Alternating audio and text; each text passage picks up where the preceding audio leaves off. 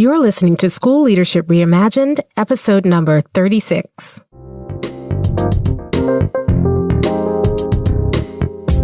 Welcome to the School Leadership Reimagined podcast, where we rethink what's possible to transform your school. If you're tired of settling for small wins and incremental improvement, then stay tuned to discover powerful and practical strategies for getting every teacher in your school moving towards excellence. Now, here's your host, Robin Jackson.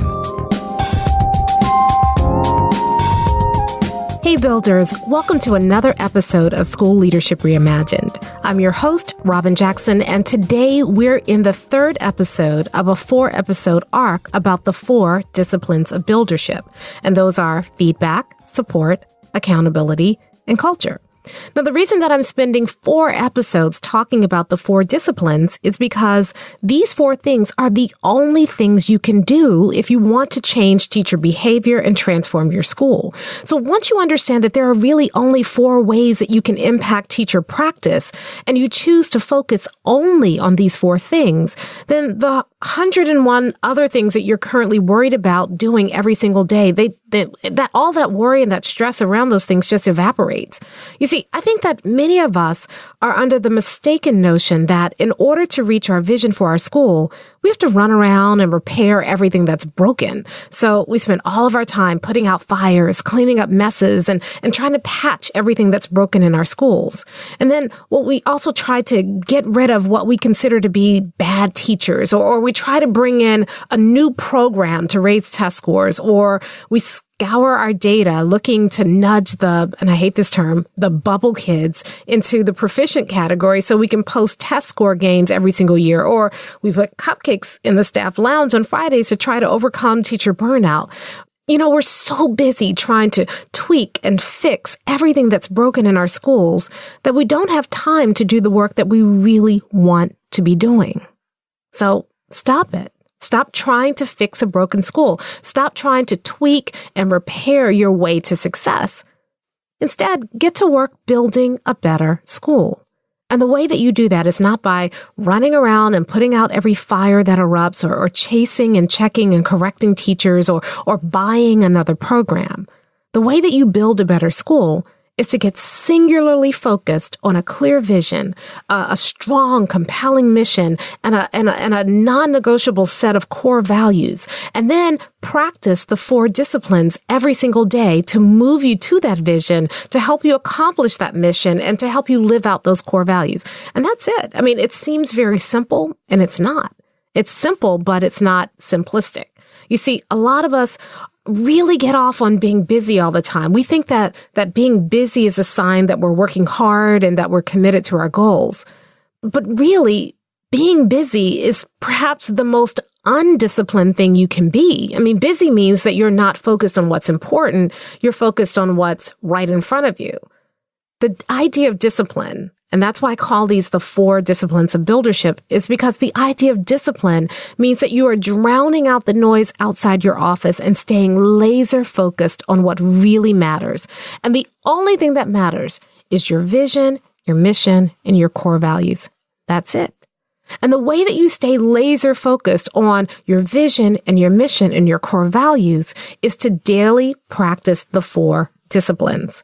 So last time we talked about how to give powerful feedback to teachers, the kind that teachers will not only welcome, but they will immediately act on. And then before that, we talked about how to develop a healthy school culture by consistently answering 3 specific questions for your teachers. I'll link to both of those episodes in the show notes, by the way, but you can always access your show notes by going to schoolleadershipreimagined.com and then / the word episode and then the episode number. So this is episode 36. And we start this series in episode 34. So 34, 35, 36. Okay, so today we are talking about the 3rd discipline of buildership, and that's the discipline of support. And the reason that this discipline is so important is because you can't expect a teacher to act in a way that you haven't trained them to act. I'm going to say that again because I think a lot of people miss this. You cannot expect a teacher to act in a way that you haven't trained them to act.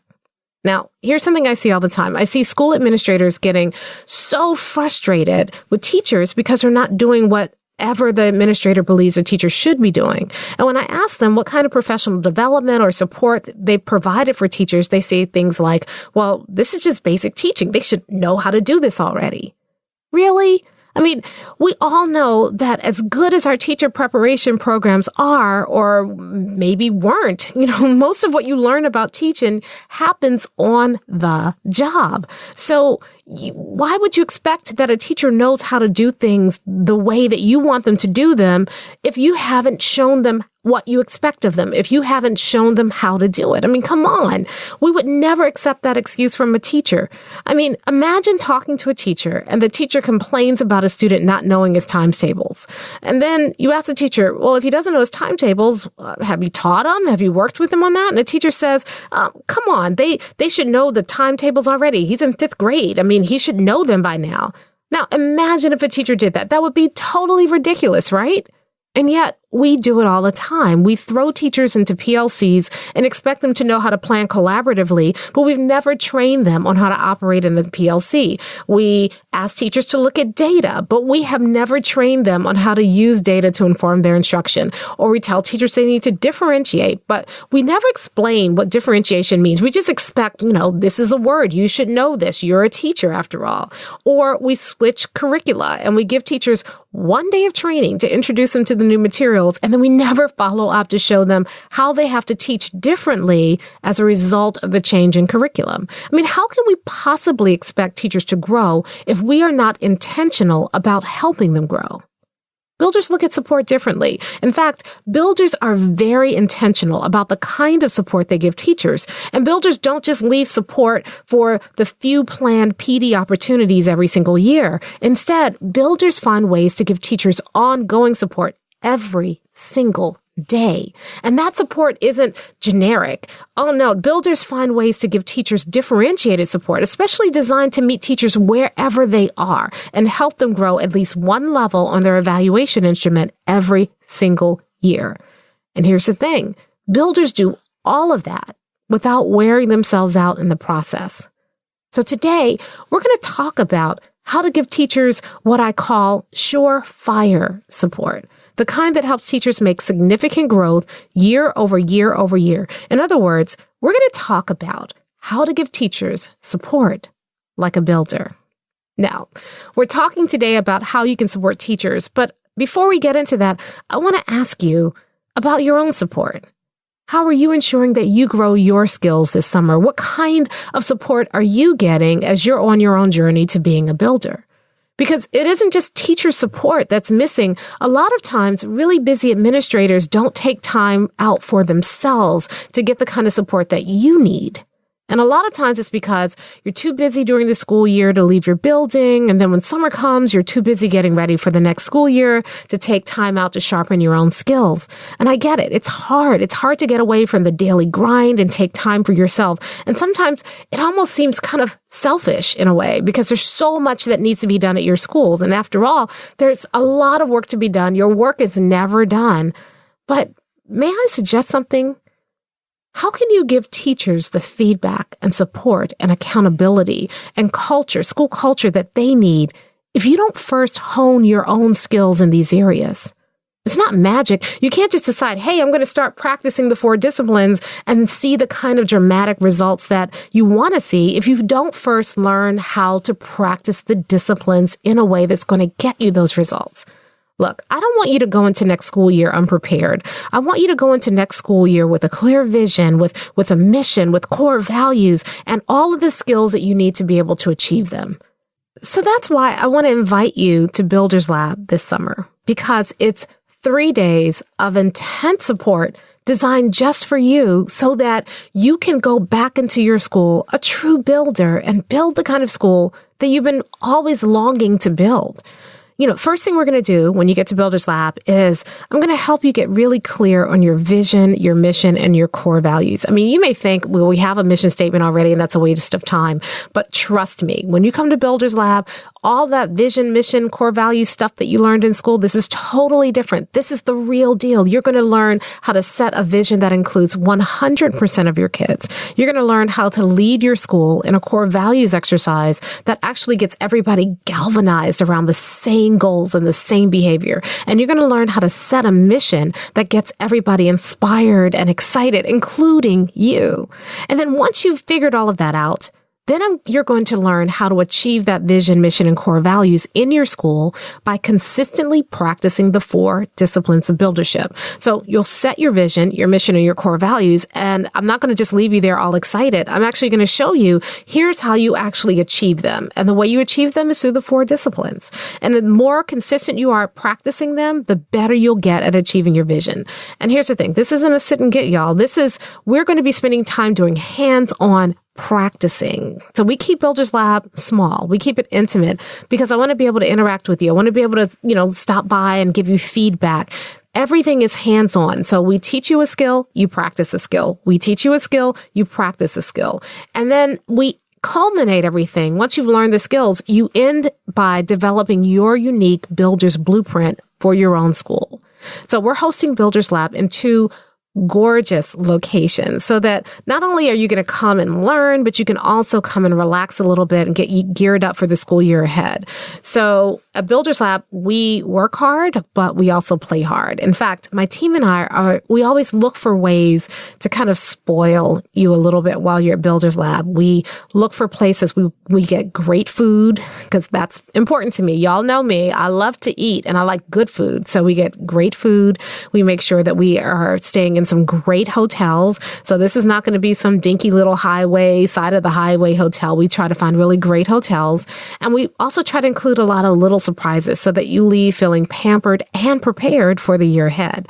Now, 2 Builders Labs are coming up this summer. The first one is Builders Lab 1, and that's happening June 24 through 26 in Palm Springs, California. And the second Builders Lab is happening right outside of Washington, D.C. in Arlington, Virginia. Originally, it was a Builders Lab Coaches Edition, but we heard from so many administrators who really wanted to come to it. So we've retitled it Builders Lab East, and we've opened it up to school administrators. Now, if you're a coach and you still want to go and you've been working your PO, don't worry. We will still be including all of the things that we had planned to include for the Coaches Edition. We're going to have a special session just for instructional coaches. So don't worry, you'll still get it. But we also wanted to accommodate the school administrators who really wanted to come to something on the East Coast. So we're going to do Builders Lab West, which is in Palm Springs, California. That's June 24 through 26. And then we're going to do Builders Lab East, which is right outside of Washington, D.C. in Arlington, Virginia. And that's July 15 through 17. They're both great for principals, assistant principals, and instructional coaches. So to register for one or both of the intensive this summer, go to mindstepsinc.com/builders-lab. That's mindstepsinc.com/builders-lab. And if you have questions and you want to talk to one of our team members to figure out which Builders Lab is right for you, or you want to pay with a PO and you want to understand that process, give us a call here at the office. We're open Monday through Friday, and we're open, usually there's somebody here between 10 a.m. and 6 p.m. on Monday through Thursday, and then 10 a.m. to about 2 p.m. on Fridays. And the number is 1-888-565-8881. Again, the number is 1-888-565-8881. All right, now let's talk about support, the support pillar, the support discipline. And I want to start by talking about the way that you may have been trained to typically give support. First of all, there just isn't a lot in our leadership programs or our administrative programs about how to support teachers. We get a lot of training about how to spot when a teacher is not doing well, but we don't get a lot of training about what do we do about it? How do we help that teacher become better? And so what happens is we might notice a deficit overall in our building, or we might have an initiative we want to do this year. This is the year of Rigor. So we schedule some PO PD days for teachers, or we do a book study. And how often, quite frankly, does that really change teachers' practice? And even when we're talking about supporting teachers individually, we might see a teacher who's struggling, and then a lot of times what we do is we sick the instructional coach on that teacher and assume that we'll let the instructional coach deal with that struggling teacher without really working with our instructional coaches in a coordinated effort to really improve and raise the quality of teaching throughout our school. And I don't really understand how we can expect to transform our school, to create this kind of amazing learning environment if we are not consistently and intentionally supporting teachers. But unfortunately, we're not trained on how to do that. You know what else we do? A lot of times we really do want to support our teachers, right? So we see a teacher is struggling. We decide, you know what? I'm going to go into their classroom and I'm going to teach the lesson for them. And I'm going to show them how it's done. And then maybe if they watch me teach the lesson, then they'll be able to do it. And how often does that really work? Let's just be real. Most of the time you go in, you teach an amazing lesson. The teacher watches that, and either the teacher's really intimidated by it, or the teacher thinks that's great, or the teacher thinks, I'm so glad that I didn't have to teach the lesson. That's one less lesson plan that I have to do. But how often does a teacher, after watching you teach, actually go back and teach better as a result? Guys, we need something more. We need a better way of supporting. And unfortunately, our toolkits on support strategies for teachers they're pretty empty because we just weren't trained on how to take a teacher who's struggling and turn that teacher into a master teacher. And when I first started MindSteps, I used to tell people all the time, any teacher can become a master teacher with the right kind of support and practice. And people, they still fight me. I mean, this is, years ago, I've been saying this, and people still fight me on it. They say, well, maybe if you change it to most teachers, or maybe you change it to a teacher who wants to improve, maybe then. I don't feel like we need to equivocate. I still believe in the power of every teacher to become a master teacher. And I have to, because our kids deserve master teachers. And if we're going to move our schools, if we're going to build better schools, the kind where kids thrive, the kind where people like working with each other, the kind where people care about kids and each other, and they're moving towards these big goals that we set for our schools, we have to believe in all of our teachers. So the way we were taught to support teachers, there are a couple of problems with it. First of all, the way we were taught to support teachers is really haphazard. It provides sporadic, ad hoc support instead of support that's really connected to a bigger plan for the school. And the second thing is that the support is temporary. Somebody has to really be struggling. Then they get support, and then they get a little bit better, and then they're left on their own to figure it out on their own, rather than having that ongoing support. And the other thing is the support is around tweaks instead of really helping teachers grow and become better teachers. And the third thing that's wrong with the way that we were taught to give support is, and this is really important, it's really disempowering. When we go in to support teachers, a lot of times we were taught to go in and give teachers support in a way that conveys to the teacher, you are broken. Not just your practice needs help, but you're broken. You are doing this wrong. And so it's disempowering. Now we're taking over. A lot of times our support strategies actually take over teachers' practice. We go in and then we figure out what's wrong, and then we figure out how to fix it. And then we tell the teacher, do this. And even if the teacher does what we tell them to do and they do it perfectly, it doesn't always improve the class, because teaching is way more complicated than a tweak here and a tweak there. It's a lot more of a nuanced thing. If people don't own their own practice, they don't grow. And a lot of our support takes the ownership away from teachers. The teachers no longer own their own practice. Instead, they have to do things the way we tell them to do it, how we tell them to do it, when we tell them to do it. And so they don't grow. They don't get better. And when builders support teachers, that's the goal. We want to help teachers really grow. We want to empower teachers. And so when builders give teachers support, First of all, they give teachers very consistent support, and that support is directly tied to the school vision, mission, and core values. So I'm not going in and randomly telling the teachers to tweak. No, our school is on a mission. We are headed somewhere. And so when I'm giving you support, what I'm doing is I am empowering you to join us on that mission. I'm empowering you to be a part of the results that we want to produce for students. So I'm not going to give you support that's off mission. I'm not going to give you support that doesn't align with our core values. I'm not going to give you support that doesn't help you move your students toward this bigger vision.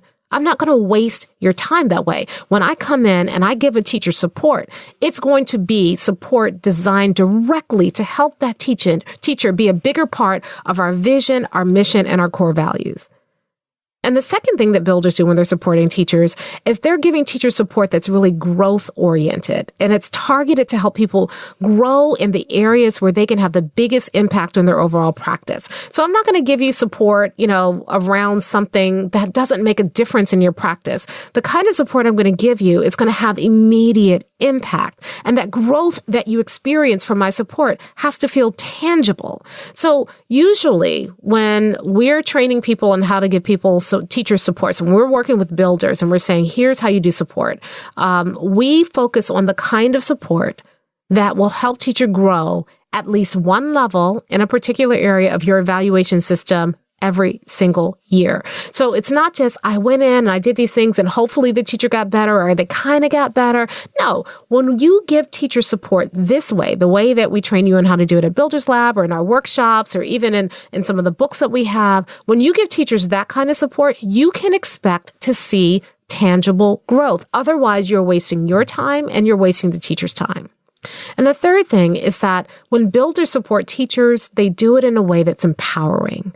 They don't presume that there's a deficit with the teacher. They don't go in judging the teacher because, as I've told you time and time again, when you are judging someone, you cannot help them. They will not take help from you if they feel like you're judging them. So you have to go in without judgment. You have to go in curious about what the teacher needs, curious about how you can help the teacher.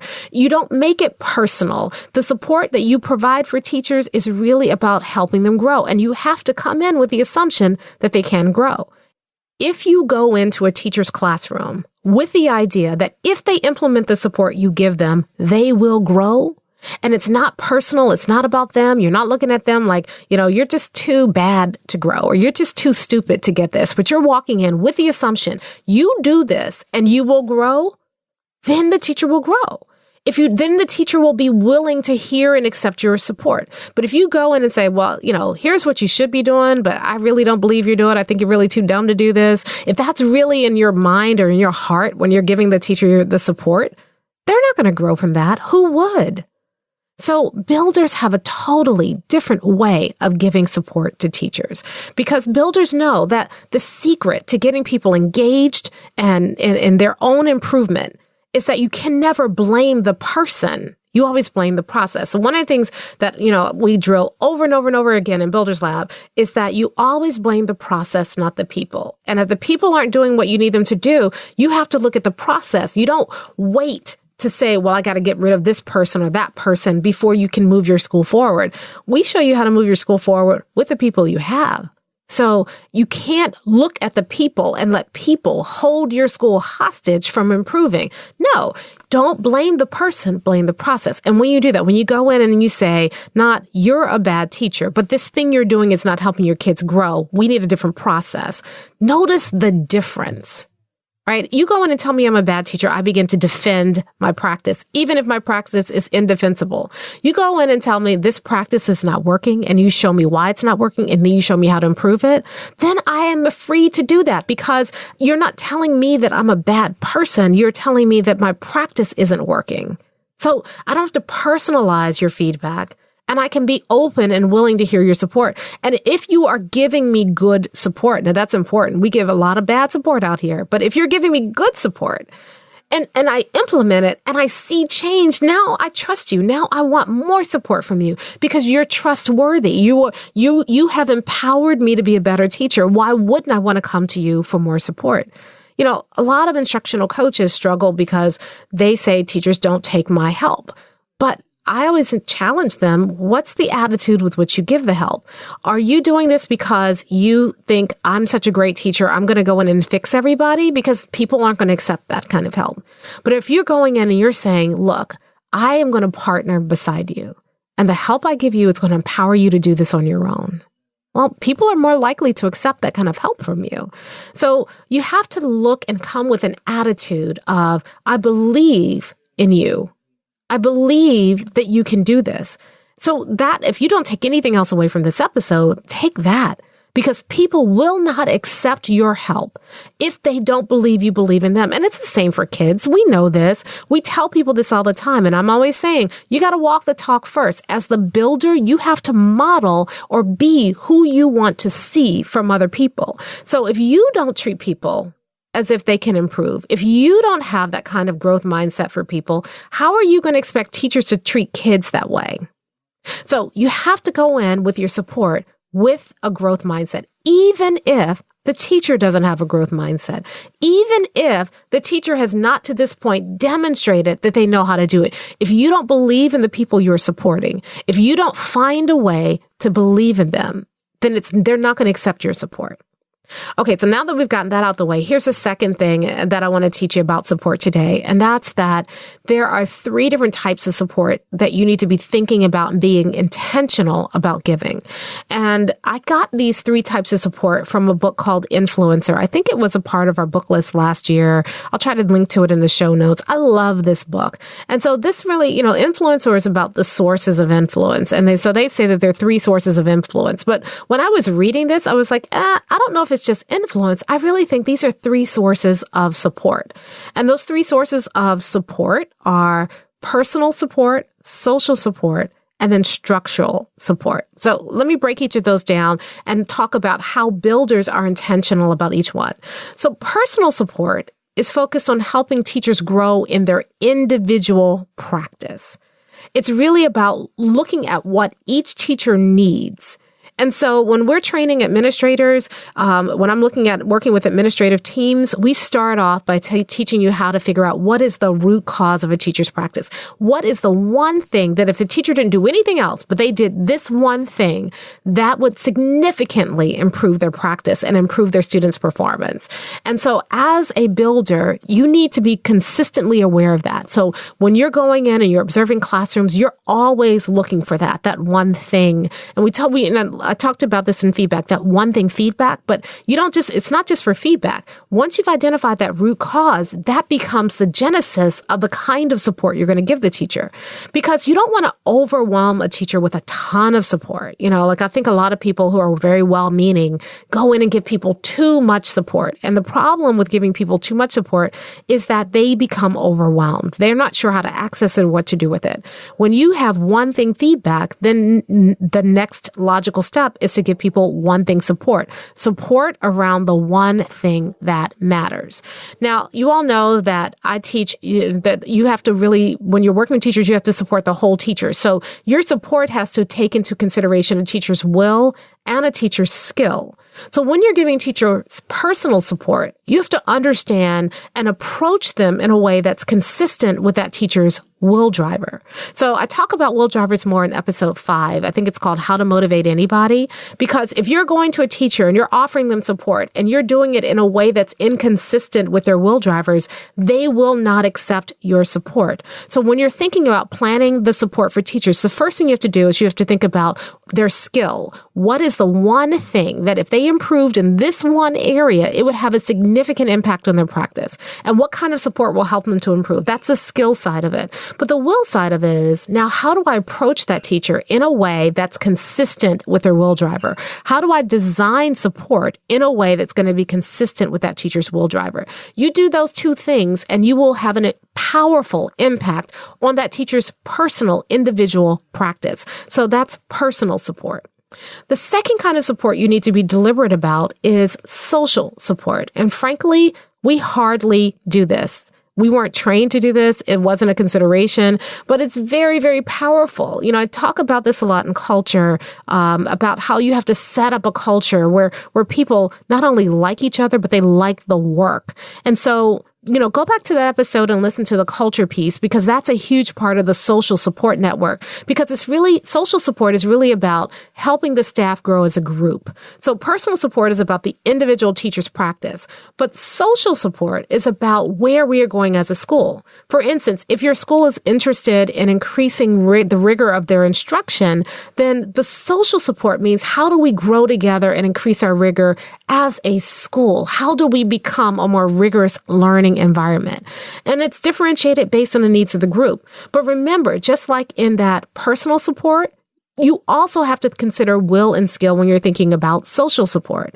So with will, you want to think about not just the individual will drivers, but now you want to think about what is happening in your culture. How do you get everybody in the culture motivated? And remember I talked about this in the culture episode, which is that episode 34, that when you want to get people motivated, you have to answer 3 questions for them. You have to answer, what are we doing? What are we building? Why is it important? And what's my role?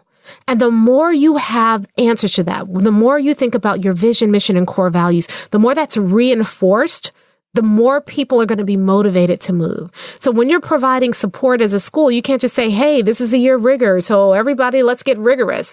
You have to think more about that. Why are we choosing rigor as our emphasis for building our skill set? Is it because it's going to help us to achieve our vision, mission, or core values? Or is it because you just took a class on rigor? Because if you just took a class on rigor and I know it's the flavor of the month and next month it's going to be something else, I'm not supporting that. But if you can connect to me, or connect what we're doing to that vision, mission, and core values, that gives me the will and the motivation to engage in this work. And then secondly, when you're developing the skill side, it's more than just planning PD days, because you know this, when you have workshops or you have PD days, everybody gets something different from it. You have to not just train people on the specific skill. You have to train people on how to work together as a team towards a goal. And this is something we neglect.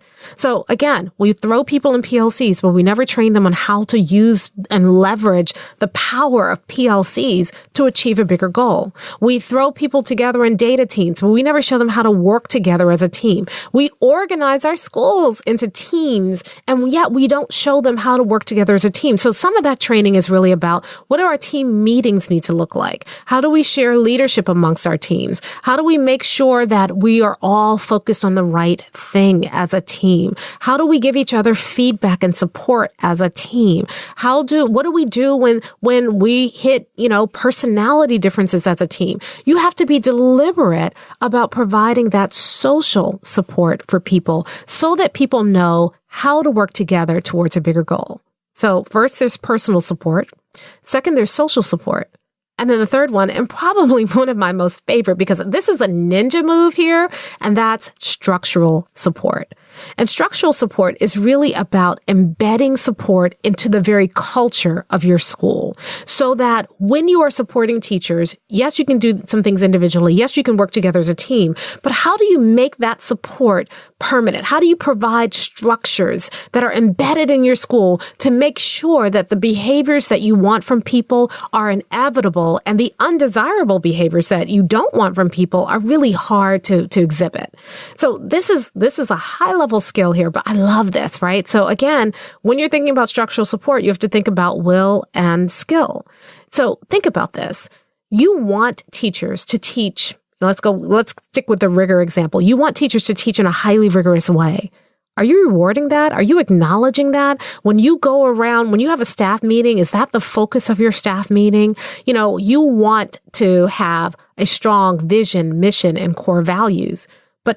How are you talking about it? I did a bonus episode that's coming up shortly with someone who's really taken the core values piece and embedded into the culture. It's a structural thing now. So there are physical cues and reminders about those core values all throughout the building. They have redesigned their discipline policy to support those core values. They've redesigned their master schedule to support those core values. They've redesigned how they do their work in a way that supports their core values. The same thing is true for your schools. If you want rigorous learning, because rigorous teaching is not the goal, it's always rigorous learning. But if you want rigorous learning to happen in your school, does your master schedule support that? Does the way that your class periods or your sections of time, are they structured? Does that support it? Does the way that your classroom is arranged support it? Here's another one. You want kids to be kind? Do you have hallways that promote kindness? Do you have a lunchroom setup that supports kindness? You want your staff to work together? Well, if my classroom is on one side of the building and the person I'm supposed to work with, their classroom is on the other side of the building, and we don't have common planning periods, how am I supposed to work together? So we have to think beyond just the direct support that we provide for people, or the direct support that we provide for groups. And we have to think about, does the structure of our building, from the physical layout of classrooms to the reminders that are on the wall, to your master schedule, to your meeting agendas, to the physical arrangement of the break room, all of those things are things that we often don't think about. But what they do is they physically arrange the environment so that the desired behaviors that you want for people are easier or inevitable, and the wrong behaviors are a lot harder to do. I always tell this story because I think it's hilarious, but once when I was an administrator, we had a teacher who was always late to our team meetings, and we were trying to figure out what to do. We talked to him about it, and he's like, I know, but I teach, and then I get to the restroom, and I'll copy, and I have to make calls. And so, he just basically just didn't think our team meetings were valuable. So we looked at our structure for our team meetings. We looked at the composition of the team. We looked at all of that. Still, he wasn't on time. You know what changed it for him? The thing that changed it for him is we moved our team meetings to his classroom. And so right before the bell rang, I would be outside of his door. And as soon as the kids left, I'm walking in with the rest of the team, and we're sitting down and we're having a meeting. And it's a lot harder for him to leave and go make phone calls because we're meeting in the same classroom. Well, he never was late again. Why? Because we moved the meeting to his classroom. So that's what structural support will do. Chip and Dan Heath wrote a book a while ago called Switch. And it's about how to change behavior. And they talk about this metaphor of a rider, an elephant, and a path. And they say that when you want to change people's behavior, sometimes you have to change the rider. The rider is like the logical side of your brain. I call that the skill piece. Sometimes you have to change the elephant. The elephant's bigger, it's more powerful. That's the will piece. That's the emotional side of things. But sometimes, if you want to direct an elephant, it's not that you need a rider who knows how to, kind of hold the reins. It's not that you need to train the elephant to go in a certain way. Sometimes all you need to do is change the path. Because studies have shown that you'll have a big, wide space of grass, and you'll have a building on the opposite side. But if there's a sidewalk that goes around the wide space of grass, instead of taking the direct route right across the lawn, people will take the longer route and take the sidewalk because the path is laid out before them. The same thing is true when you're helping people or supporting people in terms of helping your school grow. Sometimes you need to work on personal support. I got to work on the individual. Sometimes you need to provide social support. I need to work on us and the way we work together as a team, and then we can influence each other. And I'm not just dragging an individual towards our goal. I am leveraging the power of the entire team. And you've seen that happen where we have one teacher who's resistant and everybody else is on board. Then you can try to drag that teacher by yourself, or you can enlist the power of the team. You can enlist the power of peer pressure, and the group brings that person along. So sometimes I need personal support. Sometimes I need social support, and then sometimes you got to shape the path. And the path is that structural support. Sometimes you can put structures in place to help people do things. One of the things that I teach my coaching clients is I teach them the power of the master schedule. They never look forward to that session because, master schedules are boring, and people always say, well, we have a master schedule that works. But once you have a vision, mission, and core values, your master schedule, if it doesn't reflect your vision, mission, and core values, then your vision, mission, and core values can't be but so alive in your school. So I sit down with people and I say, tell me your vision, mission, and core values. They tell me, and they say, then show me your master schedule. And they show me and say, your master schedule is telling me you have a different set of core values. And a lot of times those core values are the needs of the adults trump the needs of the kids. A lot of times those core values are the needs of the math department trump the needs of everybody else. Your master schedule tells me your real core values. And so once people understand the power of their master schedules, and they start rearranging them. If I want people to call parents and really engage parents as partners, I need to build time to call parents into the master schedule. If I want people to collaborate and plan together as teams, I need to build team planning time into the master schedule. If I want people to remediate and support struggling students, I need to provide that remediation time in the master schedule. If I want to do reteaching and retesting, that should be a part of the master schedule. Then you don't have to convince people to do it. I mean, you still want to work on those other things too, but the master schedule makes it really hard not to reteach and retest when I have a reteaching and retesting period. So you have to think about all three: personal support, social support, and structural support.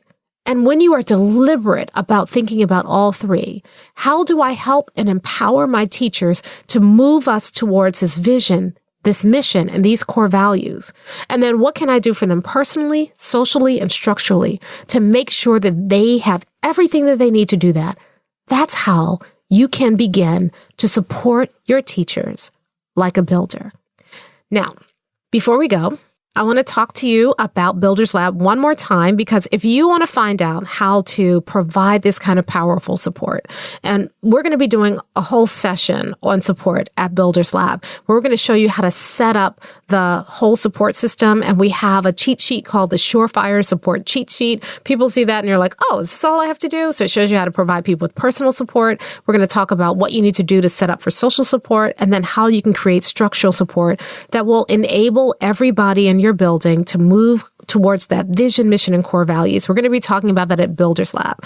So to get your tickets for Builders Lab, go to mindstepsinc.com/builders-lab. And if you're listening to this episode sometime in the future, that link will still work, and you can find out what is the upcoming Builders Lab for whenever you're listening to it. So again, it's mindstepsinc.com/builders-lab. And then, additional to the support that you can get at Builders Lab, we should stay connected, because people are asking me questions. We're doing episodes in response to people's questions just because we're connected on LinkedIn. So if we're not connected on LinkedIn yet, please find me at Robin Jackson and let's connect. Now, I need your support, and there are two ways that you can support me. The first way is that if you're so inclined, I'd love it if you could leave a review of this podcast on iTunes, because that helps other people find the podcast, and it gives me great feedback so that I can help create better shows that are better serving your needs. And if you're not quite inclined to do a review, would you do this? Would you be a support to somebody this week and share this podcast with a colleague or a friend? Because then they can see you. You can be a hero and you can be a support to them, and it gets the word out about the show. So either leaving a review or sharing this podcast with at least one other person this week would be a tremendous support to me, and I would count it as a personal favor. Now, let's talk about next time. We've talked about culture. We've talked about feedback, and we've talked about support. That leaves one discipline of buildership left: accountability. Dun, dun, dun. And I'd say this one for last, because you really can't hold somebody accountable unless you've addressed your culture, given them good feedback, and provided them with the right kind of support. Now, I know a lot of you are ready to jump into accountability, but I have to warn you, builders do accountability differently. In fact, the way that builders do accountability may even seem a little counterintuitive. But trust me, it's way better. No more headaches, no more stress. If you are tired of spending all of your time chasing and checking and correcting people, then please join me next time, where you're going to discover how to help everybody be more accountable like a builder. Thank you for listening to the School Leadership Reimagined podcast. For show notes and free downloads, visit schoolleadershipreimagined.com. School Leadership Reimagined is brought to you by MindSteps, Inc., where we build master teachers.